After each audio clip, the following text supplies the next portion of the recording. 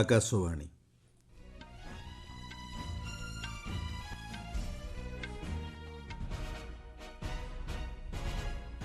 ସମ୍ବାଦ ପଢୁଛନ୍ତି ସତ୍ୟବ୍ରତ ବେହୁରା। ଲୋକସଭାରେ ଆଜି ଆଗତ ହେବ ଗୋଟିଏ ଦେଶ ଗୋଟିଏ ନିର୍ବାଚନ ସମ୍ବନ୍ଧୀୟ ଦୁଇଟି ବିଧେୟକ। ରାଜ୍ୟସଭାରେ ଆଜି ସମ୍ବିଧାନର 75 ବର୍ଷର ଗୌରବ ଯାତ୍ରା ସମ୍ପର୍କିତ ବିତର୍କର ଉତ୍ତର ରଖିବେ ପ୍ରଧାନମନ୍ତ୍ରୀ। ରାଜସ୍ଥାନରେ 46,300 କୋଟିରୁ ଅଧିକ ଟଙ୍କାର ବିଭିନ୍ନ ପ୍ରକଳ୍ପର ଆଜି ହେବ ଶିଳାନ୍ୟାସ ଓ ଉଦ୍ଘାଟନ। 2026 ମାର୍ଚ୍ଚ ସୁଦ୍ଧା ଦେଶରୁ ମାଓବାଦର ସମ୍ପୂର୍ଣ୍ଣ ମୂଳୋତ୍ପାଟନ ଲାଗି ମିଳିତ ପ୍ରୟାସ ଉପରେ ସ୍ୱରାଷ୍ଟ୍ରମନ୍ତ୍ରୀଙ୍କ ଗୁରୁତ୍ୱାରୋପ। ଏବଂ ବର୍ଡର ଗାଭାସ୍କର ଟ୍ରଫି ଅନ୍ତର୍ଗତ ତୃତୀୟ ଟେଷ୍ଟର ଆଜିର ଖେଳ ବର୍ଷା ଯୋଗୁଁ ବିଳମ୍ବିତ। ଲୋକସଭାରେ ଆଜି ଗୋଟିଏ ଦେଶ ଗୋଟିଏ ନିର୍ବାଚନ ସମ୍ବନ୍ଧୀୟ ଦୁଇଟି ବିଧେୟକ ଆଗତ ହେବ। କେନ୍ଦ୍ର ଆଇନ ମନ୍ତ୍ରୀ ଅର୍ଜୁନ ରାମ ମେଘୱାଲ ସମ୍ବିଧାନର 129ତମ ସଂଶୋଧନ ବିଧେୟକ ଏବଂ କେନ୍ଦ୍ରଶାସିତ ଅଞ୍ଚଳ ଆଇନ ସଂଶୋଧନ ବିଧେୟକ ଆଗତ କରିବେ।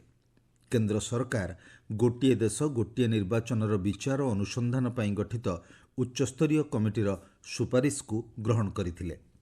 ପୂର୍ବତନ ରାଷ୍ଟ୍ରପତି ରାମନାଥ କୋବିନ୍ଦଙ୍କ ଅଧ୍ୟକ୍ଷତାରେ ଗଠିତ ଏକ ଉଚ୍ଚସ୍ତରୀୟ କମିଟି ଏନେଇ ବିଭିନ୍ନ ରାଜନୈତିକ ଦଳ ଓ ବିଶେଷଜ୍ଞଙ୍କ ସହ ବ୍ୟାପକ ଆଲୋଚନା କରିଥିଲେ। ଏହାକୁ ଦୁଇଟି ପର୍ଯ୍ୟାୟରେ କାର୍ଯ୍ୟକାରୀ କରାଯିବ। ପ୍ରଥମ ପର୍ଯ୍ୟାୟରେ ଲୋକସଭା ବିଧାନସଭା ନିର୍ବାଚନ ଏକା ସାଙ୍ଗରେ ହେବାକୁ ଥିବାବେଳେ ସାଧାରଣ ନିର୍ବାଚନର 100 ଦିନ ମଧ୍ୟରେ ପଞ୍ଚାୟତ ଓ ପୌରପାଳିକା ଭଳି ସ୍ଥାନୀୟ ସଂସ୍ଥା ନିର୍ବାଚନ ଅନୁଷ୍ଠିତ ହେବ। ଇତିମଧ୍ୟରେ ବିଜେପି ପକ୍ଷରୁ ଦଳର ସମସ୍ତ ଲୋକସଭା ସାଂସଦମାନଙ୍କୁ ଆଜି ଗୃହରେ ଉପସ୍ଥିତ ରହିବା ଲାଗି ହୁଇପ୍ ଜାରି କରାଯାଇଥିବା ଜଣାପଡ଼ିଛି।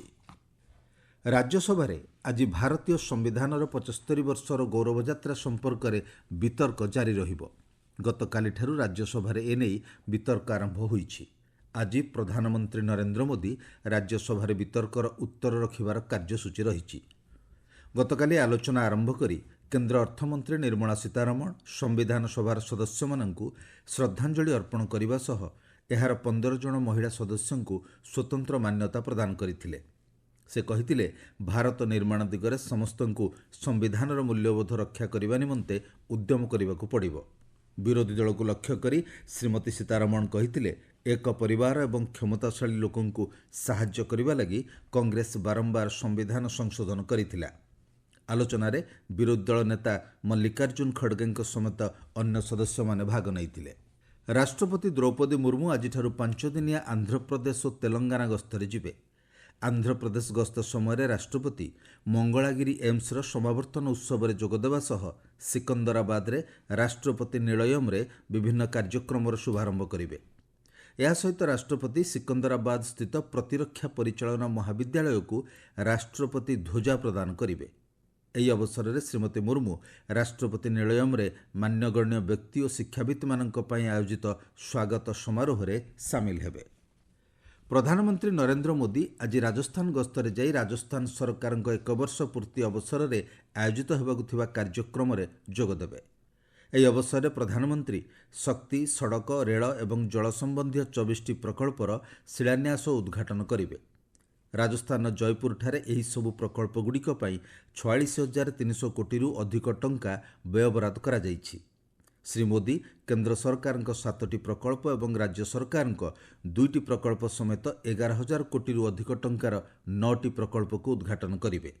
ସେହିପରି 35,300 କୋଟି ଟଙ୍କାରୁ ଅଧିକ ବ୍ୟୟବରାଦ ହୋଇଥିବା 9ଟି କେନ୍ଦ୍ରୀୟ ପ୍ରକଳ୍ପ ଓ 6ଟି ରାଜ୍ୟ ପ୍ରକଳ୍ପର ମଧ୍ୟ ସେ ଶିଳାନ୍ୟାସ କରିବେ। ସାରା ଦେଶରେ ଜାତୀୟ ଶିକ୍ଷା ଗବେଷଣା ଓ ପ୍ରଶିକ୍ଷଣ ପରିଷଦ NCERT ପୁସ୍ତକଗୁଡ଼ିକୁ ସହଜରେ ଉପଲବ୍ଧ କରାଇବା ଲାଗି କେନ୍ଦ୍ର ଶିକ୍ଷା ମନ୍ତ୍ରାଳୟ ପଦକ୍ଷେପ ଗ୍ରହଣ କରିଛି। NCERT ପାଠ୍ୟପୁସ୍ତକର ସୁଲଭ ଏବଂ ସୁବିଧାଜନକ ବିତରଣ ପାଇଁ ଇ-କମର୍ସ ପ୍ଲାଟଫର୍ମ ସହ ଏକ ବୁଝାମଣାପତ୍ର ସ୍ୱାକ୍ଷରିତ ହୋଇଛି। ଅନୁଷ୍ଠିତ କାର୍ଯ୍ୟକ୍ରମରେ ଅଧ୍ୟକ୍ଷତା କରି କେନ୍ଦ୍ର ଶିକ୍ଷାମନ୍ତ୍ରୀ ଧର୍ମେନ୍ଦ୍ର ପ୍ରଧାନ କହିଛନ୍ତି, ଟାୟର 2 ଏବଂ ଟାୟର 3 ସହରର ଶିକ୍ଷାର୍ଥୀମାନଙ୍କ ପାଇଁ ଏହି ପଦକ୍ଷେପ ସହାୟକ ହେବ।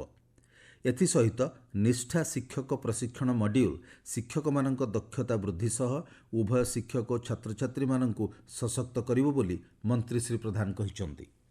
ଆପଣମାନେ ସମ୍ବାଦ ଶୁଣୁଛନ୍ତି ଆକାଶବାଣୀରୁ।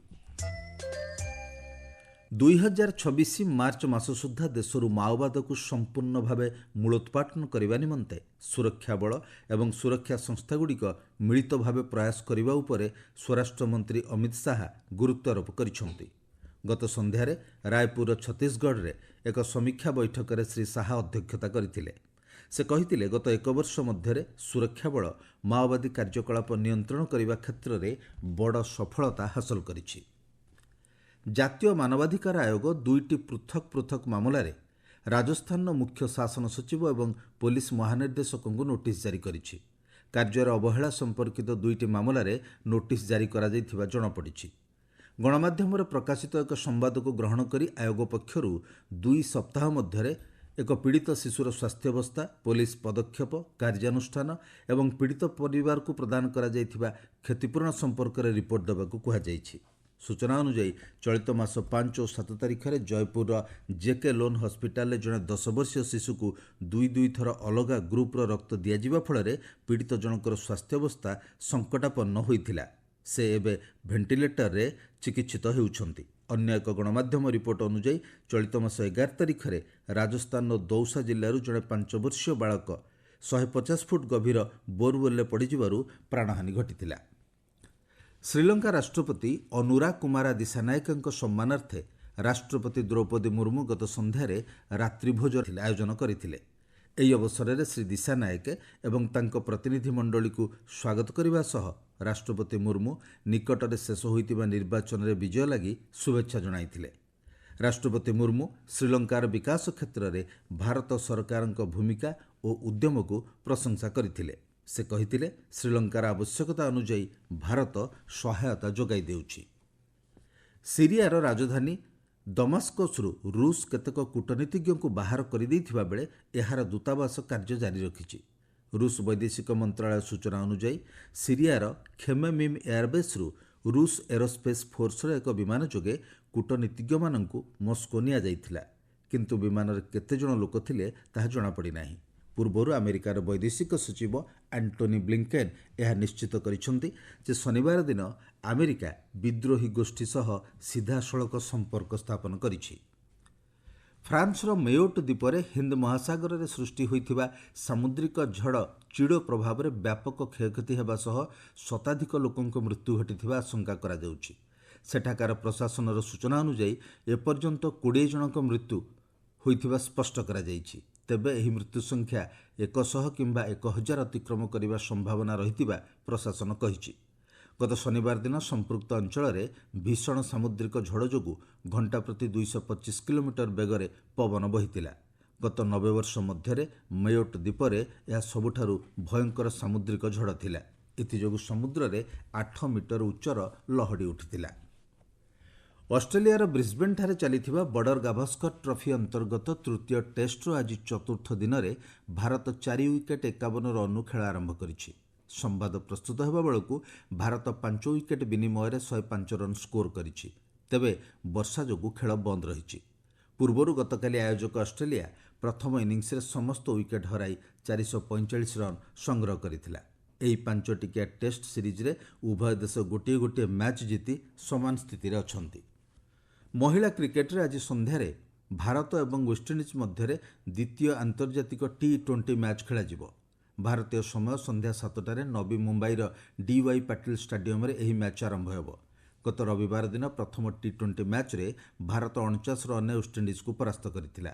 ଚଳିତ ମାସ 22, 24 ଏବଂ 27ରେ ଅନ୍ୟ 3ଟି T20 ମ୍ୟାଚ୍ ଖେଳାଯିବ। ମୁଖ୍ୟ ସମ୍ବାଦ ପୁଣିଥରେ। ଲୋକସଭାରେ ଆଜି ଆଗତ ହେବ ଗୋଟିଏ ଦେଶ ଗୋଟିଏ ନିର୍ବାଚନ ସମ୍ବନ୍ଧୀୟ 2ଟି ବିଧେୟକ। ରାଜ୍ୟସଭାରେ ଆଜି ସମ୍ବିଧାନର 75 ବର୍ଷର ଗୌରବଯାତ୍ରା ସମ୍ପର୍କିତ ବିତର୍କର ଉତ୍ତର ରଖିବେ ପ୍ରଧାନମନ୍ତ୍ରୀ। ରାଜସ୍ଥାନରେ 46,300 କୋଟିରୁ ଅଧିକ ଟଙ୍କାର ବିଭିନ୍ନ ପ୍ରକଳ୍ପର ଆଜି ହେବ ଶିଳାନ୍ୟାସ ଓ ଉଦ୍ଘାଟନ।